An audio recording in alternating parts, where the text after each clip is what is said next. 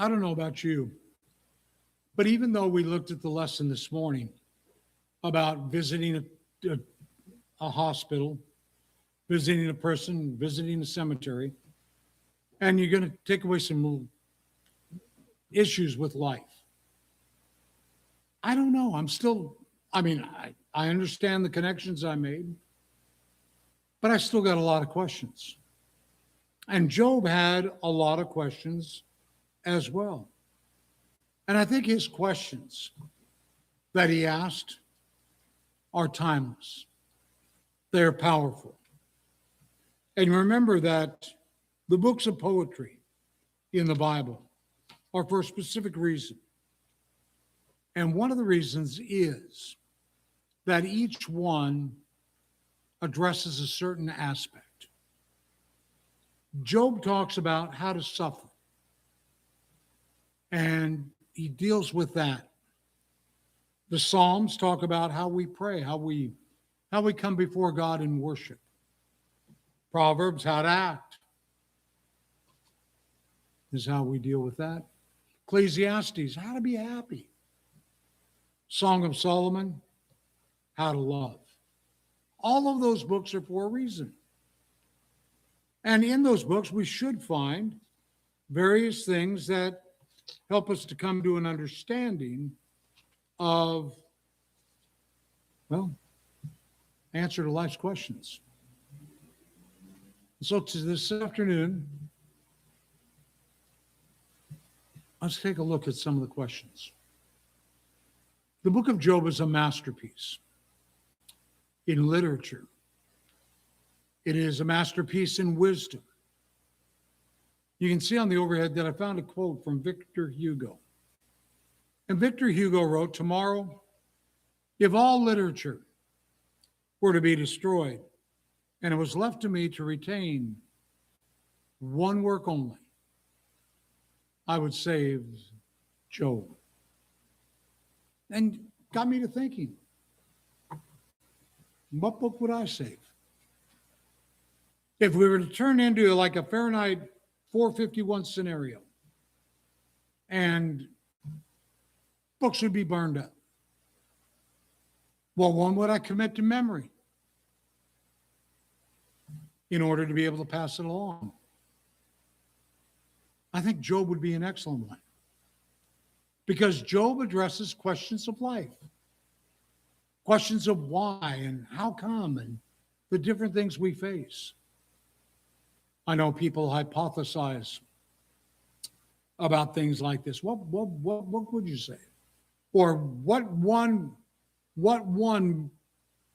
song would you keep? Would you hold on to? A non-religious song. What song would it be? And I had that asked me one time. Well, what song would it be? And I said, quickly, Whiter Shade of Pale. It transcends times. And it has a message. Does that mean that no other songs resonate? No. Does it mean no other book in the Bible resonates? Or any book throughout history that doesn't resonate? No. But for whatever reason, Job strikes a chord. And that chord is one that we should hold on to. Now go with me, if you would, into Romans 15th chapter. And you probably already know what it states, but I want us to go over there. I want us to look at it. Because Romans 15:4 says, whatever was written in earlier times was written for our instruction, that through perseverance and the encouragement of the scriptures, we might have hope. So we look back at Job, and Job is a man of tenacious patience. And we wonder why. And we look at as he questions various things, and we ask the same thing. Do we have similar questions in our mind? So let's take a little walk back. Job does have questions. And James writes about him. And he says, you have heard of the endurance of Job and have seen the outcome of the Lord's dealings, and that the Lord is full of compassion and merciful. And indeed he was. Job's friends were castigated by God. Job, not so much. But you got to remember again when the time frame is that Job is written. Job takes place. It's definitely in the patriarchal age. Is it early in the patriarchal age? Does it predate Abraham? Or is it kind of in Abraham's era? I'm kind of different on this. I think it was way early. I think it predates Abraham. I definitely know it's long before Moses comes to the mantle. Nevertheless, the questions that Job asks and his friends pose are timeless. And so, yeah, the questions are profound. And we ask the same things today. Is human suffering the direct result of sin? Because I sinned, is this why it happened to me this way? And on the other hand, why does God allow suffering? I mean, is it fair that we suffer? That righteous individuals go through times of suffering, of anxiety? Is that fair? Job wanted to know. I kind of want to know. I mean, when I tried to get into the car this morning, my left side was not working. And I looked like baby Huey trying to get squeezed into a Volkswagen. I could not function. And I was waiting for Janice to pick my left leg in and shove me in. And I'm thinking in the back of my mind, well, this is really dignified. I got in. But I'm going, why me? Why? And the question is, why not? Job's going to complain, and he's going to bemoan himself. But you know what he doesn't do? And I've looked at the book of Job many times. I'm learning to like it a lot. Job never, ever crosses the line with God. Job never, ever, ever comes close to saying God was wrong. And we find people today that do that. That challenge God, accuse God of being wrong. Job never did. Well, the glory of God is on full display. That's one of the things that is seen in the book of Job as well. And it's kind of interesting the way God uses creation. Back in the 40th Psalm, we see that God talks really directly to Job. And Job realizes that he's out of line. But I want you to look at what's on the overhead. If it's kind of small, I apologize. Turn in your Bibles to Job 38 chapter. Then the Lord answered Job out of a whirlwind and said, who is this that darkens counsel by words without knowledge? Now, the reason I said that in the book of Job, God's glory and grandeur are on full display is because of this incident right here. Here is God talking out of a whirlwind. And then God's going to go into an exhaustive discussion. Where were you when I created the foundations of the earth? Where were you when I made this, and I made this, and I made that? So God asks, who is this that darkens counsel by words without knowledge? Now gird up your loins like a man, and I will ask you, and you will instruct me. Where were you when I laid the foundation of the earth? God, at this moment, is reminding Job and his compatriots of who he is. That door should be unlocked. Oh, okay. Anyways, of the compatriots, he's reminding them of who he is and what he's about. And that is what's on full display here. So we've got that. But let's begin to look at the questions. Why do the righteous suffer?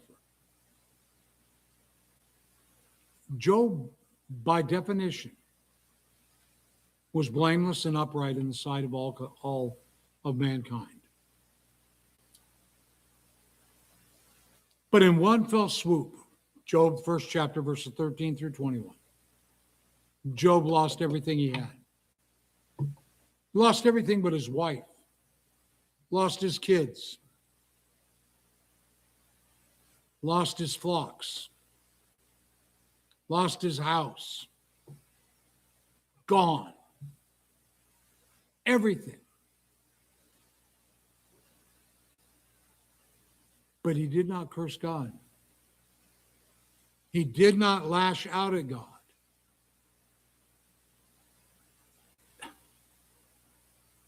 He was put to the test. And he rose to the occasion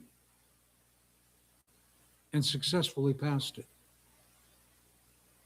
How many of us, boy, it's been almost to the day that we had the Northridge earthquake.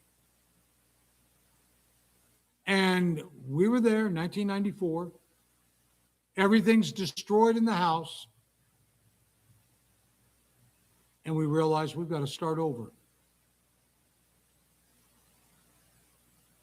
But here's the difference. Most had insurance. And most did not lose their family members.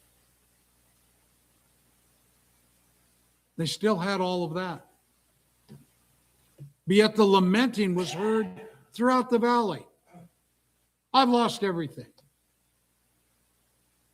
We weren't even close to losing everything. Yes, it came time to clean out our house. We brought in shovels and we shoveled everything into a large dumpster. We had 3 cars that were crushed in the back, and we just had the guy come out and haul them away. But those are just things. We were still living, still alive. Mankind is incapable to explain in any meaningful way why there is suffering. We can't.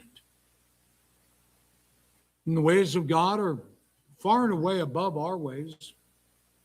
We just don't know. But see what Job did, and throughout all his discussions, he placed his trust, his confidence, and his resolve in God. Even though his friends wanted him to say and do something else, Job wouldn't do it.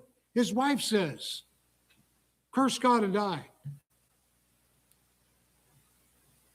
Now, she could have been saying this from a malicious standpoint or from the standpoint of a loving wife who's watching her husband writhing in agony, sitting in ashes, scraping himself to try to find some relief. I've tried to think of an equivalency. I can't. Shingles, those are not fun. Have you ever had shingles? Oh, it's joyous. I had shingles, and I had to go do a gospel meeting, or excuse me, a lectureship up in Clovis. And so I drove up to Clovis, spoke the first night, went back to my hotel room, got up the next morning, went to a breakfast meeting, then gave my next lecture. Then we had a break for lunch, had another one in the evening. Then got up Sunday and presented 2 lectures. Then I drove home. It was miserable, absolutely miserable. But at no time did I think about cursing God and dying, or even wondering why. It just happened. Now, I know that Job, in the back of his mind, thinks this is out of the ordinary, and it truly was. Because Job was going through a trial of faith. And what he was put through was beyond our comprehension. But Job's faith was strong enough that even though his wife wanted him to have relief, he did not sin. He did not curse God. He endured. Look back at the book of James. First chapter. And it's probably why that James writes about Job in his book. Consider it all joy, my brethren, when you encounter various trials, knowing that the testing of your faith produces endurance. And let endurance have this perfect result, that you may be perfect and complete, lacking in nothing. But if any of you lacks wisdom, let him ask of God. That's what Job was about. Remaining strong and resolute, even though his faith was truly put to the test. So James, when he writes, writing to Hebraic Christians, references kind of sort of back to Job and talks about how Job had that patience, that resolve, that determination. I don't know why the righteous suffer. I don't know why the wicked suffer. I don't know why we have to suffer. Oh, wait a minute, I do too. And it's all because of sin. Solomon in the book of Ecclesiastes basically says that. He said that mankind lives in a broken world. And it's been broken because of sin. So I know that I have illness, not maybe because of sin, but illness is in the world because of sin, and mankind dies. And I'm kind of flippant at times, because when the doctor told me about my MS diagnosis, I said, okay. And he looked at me and says, anything else? I go, no. I got to die of something. And then when they told me of AFib, I go, well, I got to die of something. And that's true. You got to die of something. It's going to affect you at some point. That was the point of the hospital this morning. And I'm not trying to be maudlin. We're going to suffer. And we have to man up, each and every one of us, because we do not want it to affect our relationship with God. Is there purpose for suffering? We've asked that. Is there purpose? Well, with Job, it was the alignment of faith, so to speak. it seemed to get, as the discussions in Job went along, it seemed that Job's faith got stronger and stronger, began to push back against his so-called friends. And push back he did. And the young man that was there, Eliphaz, says, "May I speak?" After all the others had spoken back and forth, back and forth. And the young man spoke.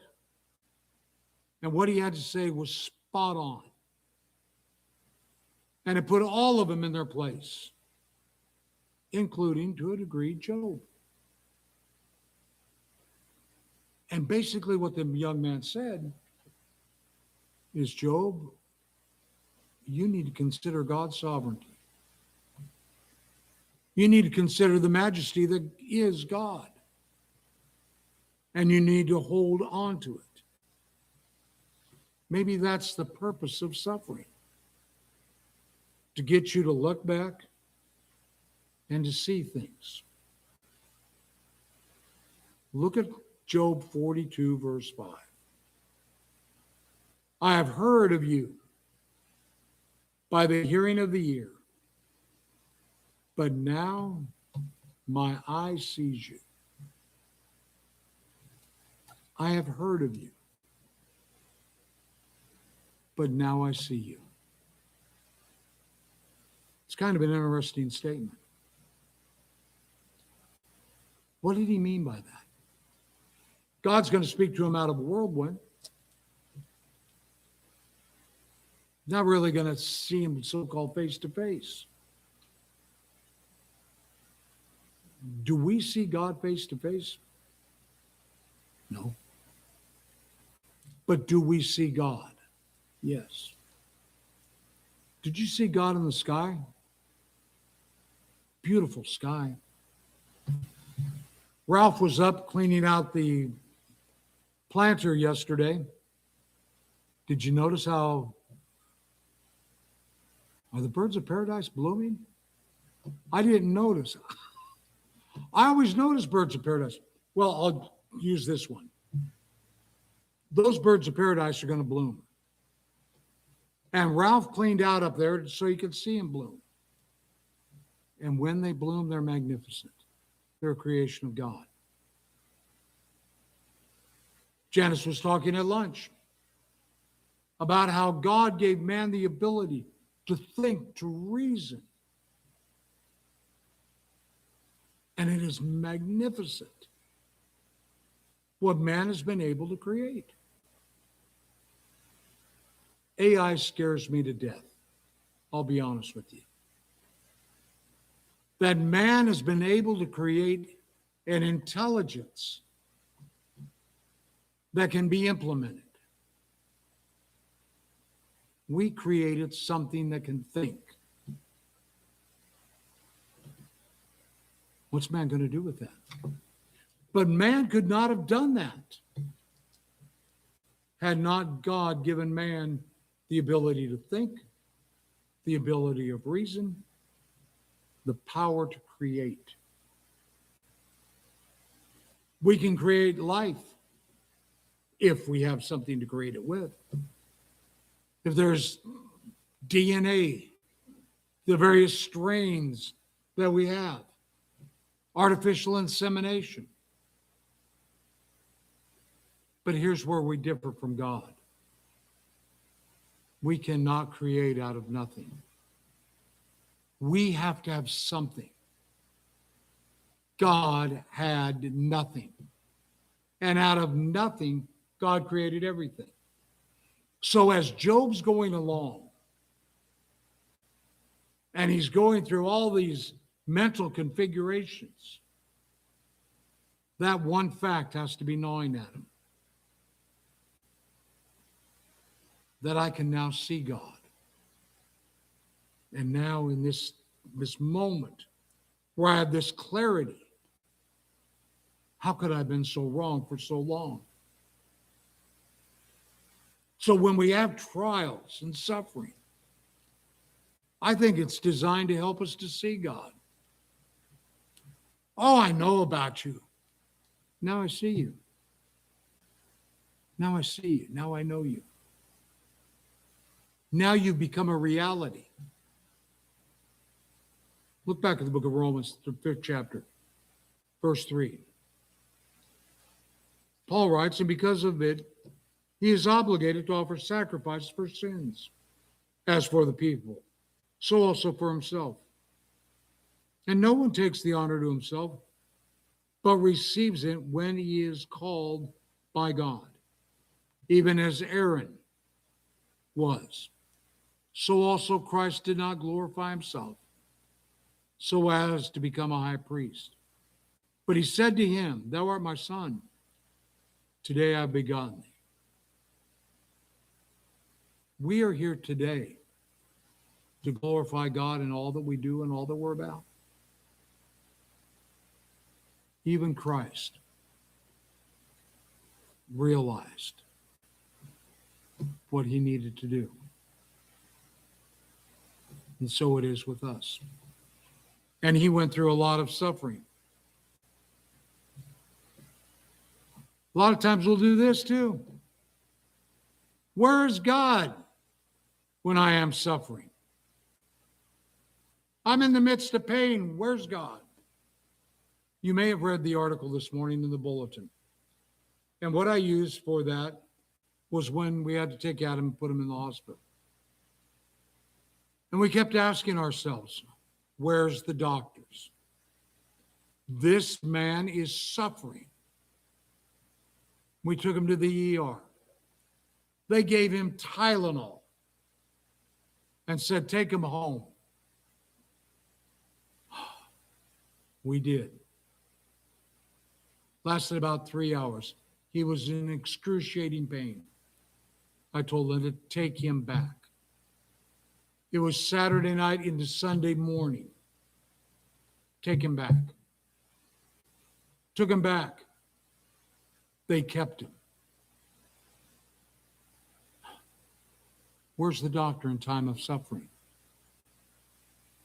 So when we suffer, we ask the question, where's God? Where is he? And that's what Job did. In Job 23, oh, that I knew where I might find him, that I might come to his seat. I would present my case before him, fill my mouth with arguments. I want to be able to explain things. When the doctors finally came for Adam, and Adam explained in between guttural moans and screams, they then said, okay, we know you're in pain. We'll remove your legs. And Adam said, no, you won't. Linda said, no, you won't. And I said, no, you won't. We eventually found the answer. His legs have not been removed. He's starting to recover. But believe me, those days were some of the darkest we've ever had to go through. And the days that Job went through were the darkest of his days. So here I am in pain, I'm in suffering, God. Where are you? I want to explain. I want some answers. And it may seem that God is silent, but he's always there. He's always near. And that's going to be seen if you continue reading through Job. God said, I was never very far away. I was here. I was present. You can see on the overhead, there's a passage in Psalms that we want to look at. It's Psalms 46, verse 1. God is our refuge and strength, a very present help in times of trouble. He is always there. The writer of Hebrews puts it this way. Excuse me. I will never desert you, nor will I ever forsake you. He was looking at that in Old Testament, writing it for the Hebraic Christians. 13th chapter, verse 5. Because God is a God of all comfort. That's the way the writer, Paul, starts out the book of 2 Corinthians. We've looked at that several times. Let's go back and pay attention to it once again. 2 Corinthians, first chapter, verse 4. We'll actually go to verse 2. Grace to you and peace from God our Father and the Lord Jesus Christ. Blessed be the God and Father of our Lord Jesus Christ, the Father of all mercies, God of all comfort, who comforts us in all our afflictions, so that we may be able to comfort those who are in any affliction with the comfort from which we ourselves are comforted by God. Now, in Job's case, Job had no comforters. None. Those people that came to his side did not offer comfort. They kept accusing Job. Come on, Job, you've got to have sinned. You've had to perpetrate some really devious act, and God's punishing you. Job goes, no, I haven't. I didn't. I would never turn my back on God. But Job also looks around, sees himself in all that he's going through, and then says, well, you know, here I'm going through all this. Why don't the rich have to suffer? Why do the wicked prosper? Why? Solomon asked that question as well back in Ecclesiastes, the 8th chapter and verse 11. Because the sentence against an evil deed is not executed quickly. Therefore, the hearts of the sons of mankind among them are fully given to do evil. Because there's no punishment. Because there's no punishment, people continue to do the wrong things. And I don't want to get off on politics, and I'm not going to. But quite honestly, if I were an unscrupulous person and I knew that I could steal up to X number of dollars and not be prosecuted, why work? I would go out and steal up to X dollars because I knew I couldn't be prosecuted. That just doesn't make sense with me. But sadly, for a period of time, I don't know if it still is, that was the case. And stores were closing down in certain areas. And I'm not talking just fly-by-night stores, but major department stores, upscale, because people were coming in and going up to a certain amount. It's almost like they had one of those little tabulators, make sure they didn't go over that amount. There will be a reckoning. There will be. And it may seem like there's not anything happening now, but there will be a reckoning. Back in the book of Psalms, 37th Psalm, verse 1. Don't fret because of evildoers. Be not envious toward wrongdoers. It's going to happen. They're going to get their end. So we sit back and ask that question. Why do the wicked prosper? They may prosper now, but eventually it's all going to come to realization. Vengeance is mine, saith the Lord. You know, let God handle it. So far as depends on you, be at peace with all man. That's Romans, the 12th chapter. Harmonized back with Jeremiah in the 12th chapter of his book. But for the sake of time,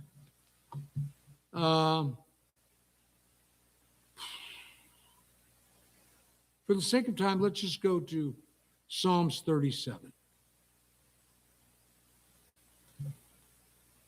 And in Psalms 37,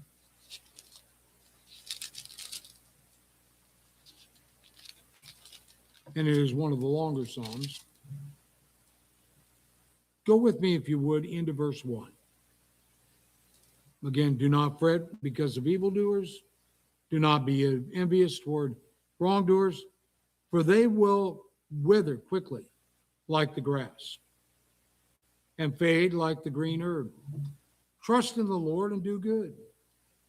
Dwell in the land and cultivate faithfulness. Delight yourself in the Lord. He will give you the desires of your hearts. Commit your way to the Lord. Trust also in him, and he will do it. And he will bring forth your righteousness as the light, and your judgment as the noonday. Rest in the Lord. Wait patiently for him. Do not fret because of him who prospers in this way. You can't do anything about it. You do what you have to do. You keep locked in on God. And the other thing is you develop the patience of Job. Patience is defined as the quality of being patient. Duh.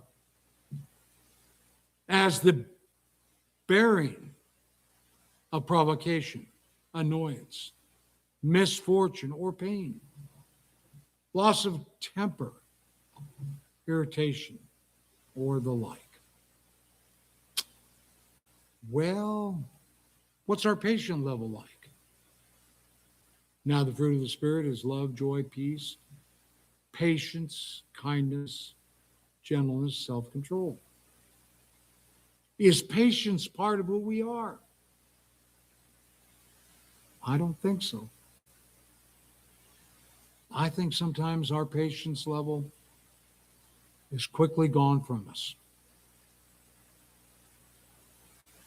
Now, notice I had mentioned about James talking about Job. So I think it's a veiled reference to Job in chapter 1 and about patience. Look at James 5, verse 11. We count those blessed who endured. You have heard of the patience of Job. Endurance of Job, this translation. And have seen the outcome of the Lord's dealings, that the Lord is full of compassion and merciful. And that is what we definitely saw and see throughout the book of Job, is God's patience and Job's patience. And I said God's patience because God was patient with Job. And yes, Job was being put to the test. And he endured tremendously. But never, ever did he turn and curse God, as was suggested that he do. And see, really, underneath it all, Job wanted answers. And when God said, now, will you instruct me? Job goes, no, I'm going to put my hand over my mouth. I've said enough. But look what Job was really longing for. Go back to Job 9 and verse 33. There is no umpire between us who may lay his hand upon us both. What does he mean? There's no umpire. He's talking about a mediator. And he's longing for a mediator. Look at the 33rd chapter, verse 23. Because in 33, Job says the following: if there is an angel as a mediator for him, one out of 1,000, to remind a man what is right for him. Then you look at the 19th chapter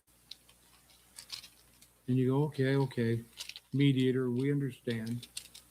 But look at the 19th chapter and verse 25. And as for me, I know my Redeemer lives. And at the last, he will take his stand on earth. Job wants the mediator. I know my Redeemer lives. Job is making a reference to the coming of the Christ. Now, if all of this is going on early on in the patriarchal days, the vision of the Messiah was clear. I know my Redeemer lives. I know there's going to come one who's going to plead my case. And that one is the Christ. And I know he's going to come. And he's going to help me understand that there's nothing I can do in certain parts of this world. So if the wicked prosper, the wicked prosper. Ultimately, one day, they're going to be judged. God is ever there.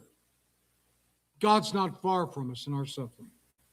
We just have to turn to him, rely on him, lean on him.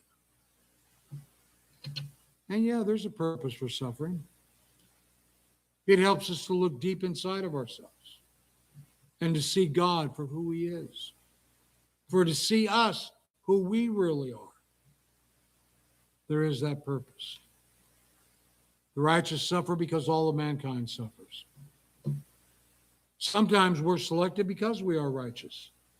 In the first century, those Christians were persecuted because they were Christians. Places in the world today, there are those that are persecuted because they're Christians. And in Nigeria, it's terrible what's happening there.